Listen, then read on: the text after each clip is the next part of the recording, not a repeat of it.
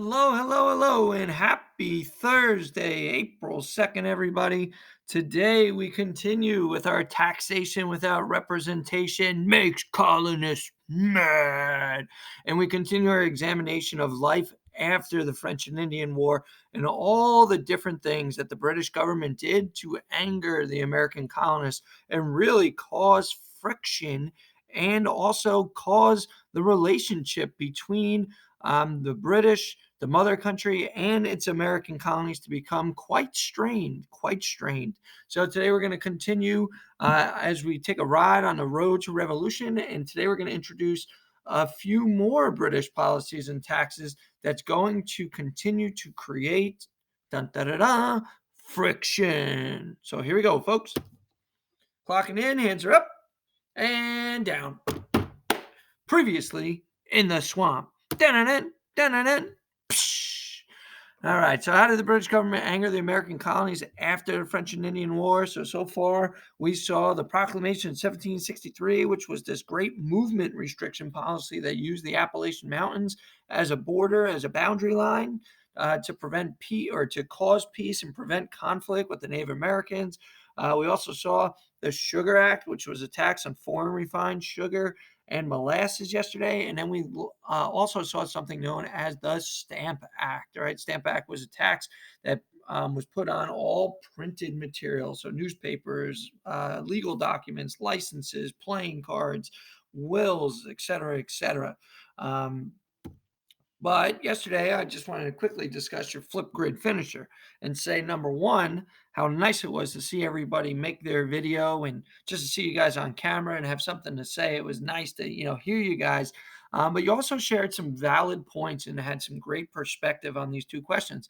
Because sometimes we fall into the trap and we look at them as this pro-American point of view and just say, should the colonists have to help pay? Heck no, that's not our war. That was the Great Britain's war. And they came, well, listen, technically, Great Britain only came to help the colonists, right? The colonists, if they could have driven the French natives out of there in the first place, Great Britain would have never got involved, and the expense would have been all the American colonists. All right, but because Great Britain came over and flexed some muscle and opened up their purse strings and spent on this war, Great Britain's asking the colonists to help pay for the debt. And many of you guys thought that that would be fair. All right, the second question, should the colonists have to pay for their protection? A lot of you guys, actually said, yes, you think they should, right? Yeah, they should.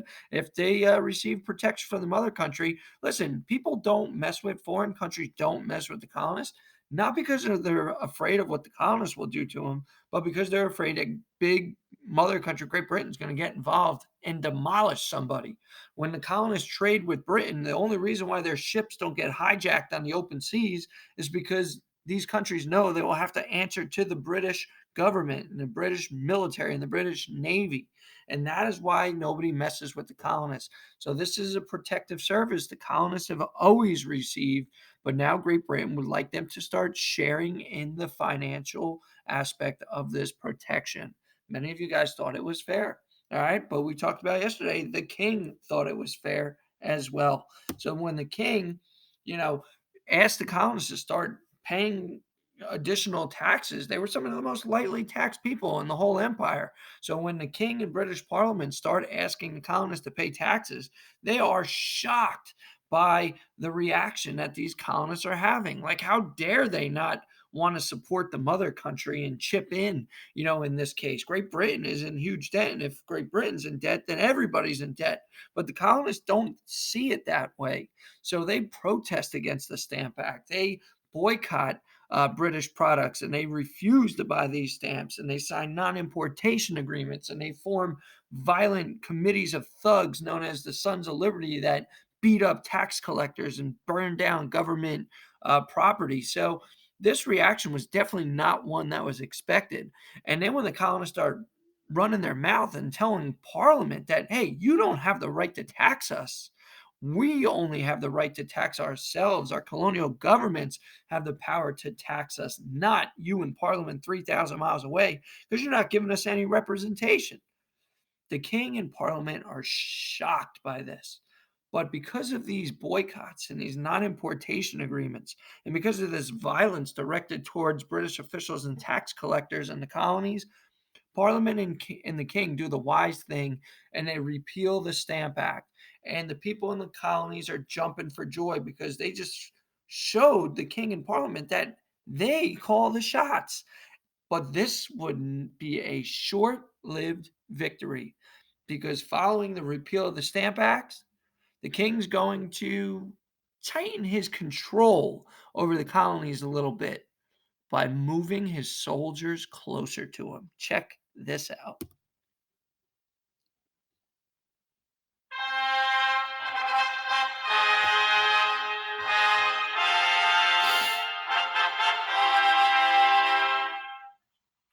To my loyal subjects in the American colonies, you will have noticed more British soldiers have been sent to the colonies to protect you. Since these soldiers are away from their homes, I expect you to take good care of them and provide them with quarters. It costs a lot of money to take care of these soldiers, and since they are there for your protection, you must bear the costs. Our Parliament has passed the Quartering Act, which orders you to furnish the soldiers with housing, candles, firing, bedding, cooking utensils, salt, vinegar, and beer. If you do not follow these orders, your criminal behavior will be met with swift force. Do not forget that you are still subjects of Britain and must obey my laws.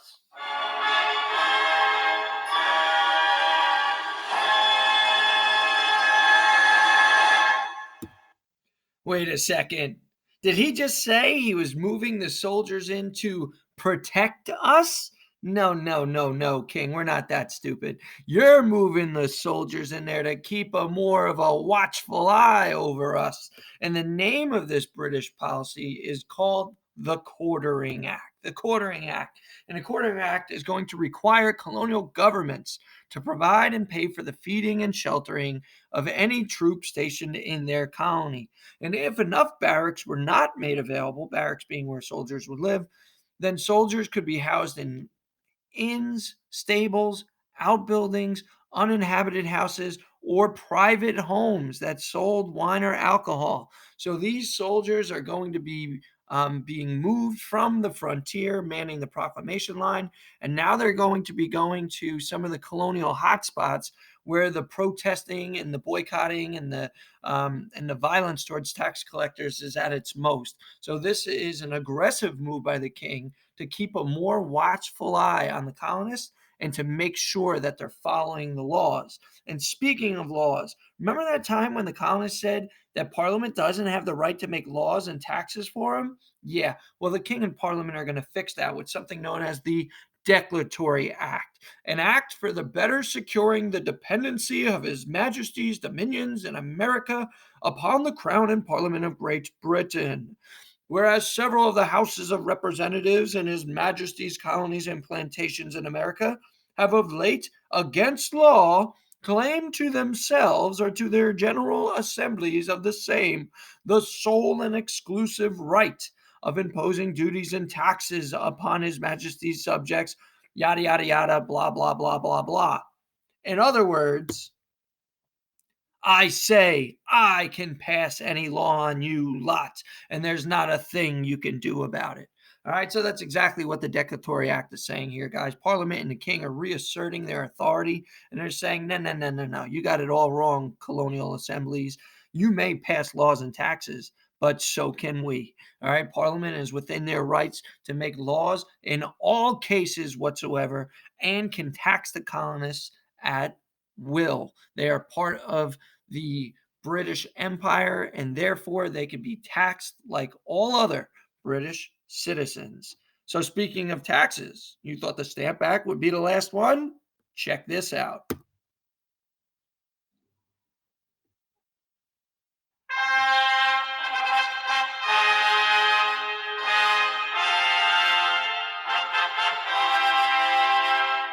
my subjects in the American colonies, I am deeply troubled by the criminal behavior of some lawless troublemakers in response to the Stamp Act, organizing boycotts, refusing to pay the stamp tax, physically harassing and frightening British tax collectors, setting up secret societies like the Sons of Liberty is nothing short of treason. In Britain, we demonstrated good faith by repealing the Stamp Act. However, you leave us no choice but to keep British soldiers in the colonies to maintain order and ensure you behave like proper civilized British citizens. This, of course, must come at a cost. In order to pay for these soldiers remaining in the colonies, the British Parliament has passed the Townshend Acts, which places taxes on selected goods such as glass, lead, paint, paper, and tea. Additionally, we are authorizing the use of writs of assistance.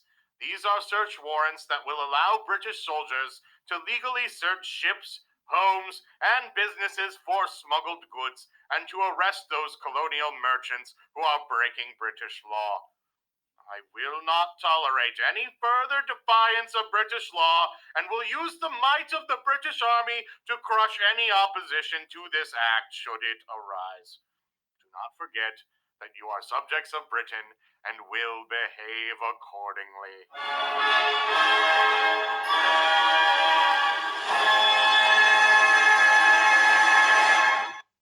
So there's a few things to unpack there from our lovely King George III that he just talked about, one being the writs of assistance and the other being the Townshend Acts. So let's quickly just go over those. So the first is the writs of assistance. All right, he just described it as being legal documents like search warrants that are used to search for smuggled goods. Understand that smuggled goods are goods that are acquired through illegal trading. So England, even though they're telling the colonists that they cannot trade with any foreign countries, the colonists are still doing so to get away from paying these taxes and because they can get cheaper prices. So, this, of course, when the colonies smuggle goods in from other countries, it hurts Great Britain because Great Britain's not collecting the much needed revenue or tax dollars that it needs to pay off the French and Indian War debt. So the writs of assistance will give British Navy and customs officials, officers, absolute power of search and seizure, even though this is going to violate the colonial sense of privacy. All right. It's also going to set up these special courts known as vice admiralty courts, these smugglers' courts, if you will. And in these courts, there are no juries, just a judge who's motivated to convict as many smugglers as possible because for every smuggler these judges get, it puts money into their pockets. They have an incentive to try to crack down on these smugglers. In the past, colonial smuggling was rampant. It was everywhere. Everybody was doing it. And then when people got caught smuggling, they had two choices. They can either bribe the British official that caught them, and many British officials would be happy to accept bribes, or if it got taken to court, the jury would be packed with fellow smugglers, so they would often get left off. So the British knew this, the British Parliament knew this, so they had to come up with a way to really crack down on smuggling, and that's what these writs of assistance did. They were search warrants on steroids, I like to say. If they suspected you of smuggling, they were within their power to bust down your door and go look for those smuggled goods. But why? Because again, those navigation acts, they were loosely enforced in the past, and because of it, Great Britain was losing money. Now, because they're super motivated to pay off this debt, it's time to punish these smugglers and enforce the navigation acts. Colonial smuggling is hurting Great Britain in their pocket, and Great Britain needs to make money. So cracking down on smuggling is a logical thing to do. Colonial reaction, of course, because you can't stop us from smuggling. You can't enter my shop. You can't come into my warehouse. You're violating my rights. We're Englishmen here. You're violating my right to privacy. And what do you mean I'm having a courtroom session without a jury? You're violating my right to due process, which is trial by jury. You're violating my English Bill of Rights. This is preposterous. This is ridiculous. So the colonists would continue to claim that this was a violation of their rights. They would also claim that the Townshend Acts were a violation of their rights. So even though the Declaratory Act stated that Parliament has the right to tax and make decisions in the colonies in all cases whatsoever, the colonists still protested these taxes on imported goods like glass, lead, oil, paint, tea, and paper. But by this point in 1767, the British needed to raise revenue. They needed to tighten customs enforcement and put the smackdown on smuggling. But at this point, they're also showing the colonists who's in charge, right? Colonists were feeling pretty good about themselves after the Stamp Act. So the Townsend Acts were a reminder almost that, hey, we're the boss, we're in charge, we call the shots. The colonists were outraged by this. They continued to rail and cry that only our own representatives had the right to tax us. So they started petitioning and protesting and boycotting and going back to the non importation agreements and the violence towards British officials and tax collectors. Things were getting really ugly in colonial cities like Boston and New York City and Philadelphia. But it all boils down to this, folks, was this difference in opinion here. The American view on taxes, policies, and restrictions, oh my, was that we shouldn't be taxed by Parliament directly. They're 3,000 miles away. We don't have representation. They do not have the right to tax us without a say. We can't be taxed without consent. And of course, the British Empire, totally opposite stance here. So, wait a second. You're part of the British Empire, right? Right. Then you pay taxes. End of story. You have to help pay back this debt that you were a large part in causing. So there is a fundamental difference of opinion here, and that's what's really going to cause friction between these two opposing forces. The colonists will continue to feel that they're being treated unfairly. And this is really what it comes down to, folks. It's not the fact that they have to pay more money, right? The fact is that they're being taxed without representation. They're having their rights violated. They view themselves as proud Englishmen. They should be treated as Englishmen. So, not being given a consent, not giving a representation in Parliament, in their opinion, is a huge rights violation. So they let it be known that they weren't happy about it. And they responded in a number of different ways that we discussed. They went about their response nonviolently, but also sometimes it went the violent route. So they protested and they boycotted and they signed these non importation agreements. They wrote letters of grievances to members of British Parliament and they petitioned to show a united stand that they were against these British laws and taxes. Sometimes they flat out ignored the laws and policies, and sometimes they took political action. But again, sometimes they were violent. Mob violence directed by the Sons of Liberty. They destroyed government properties and buildings, and they beat up tax collectors and harassed British officials, and they intimidated those that were loyal to Great Britain. So, in your opinion, which of these responses do you think were the most effective? And then to wrap this lesson off, which of these taxes, policies, restrictions, oh my, do you feel you would have hated most if you were a colonist back in the 1760s during this period? Would it be the movement restriction policy of the proclamation, smuggling crackdown laws, perhaps one of the taxes? Maybe it was the Quartering Act, which forced people to house and pay for soldiers. Which one of these would you have hated the most and why? So turn your attention to the classroom. Please vote and reply with a paragraph response of your justification of which of these policies you would have hated the most, and please explain why you would have felt that way. Ladies and gents, that is all for this Thursday installment here in the swamp. Everybody, enjoy your day, and I'll see you tomorrow. Check you then.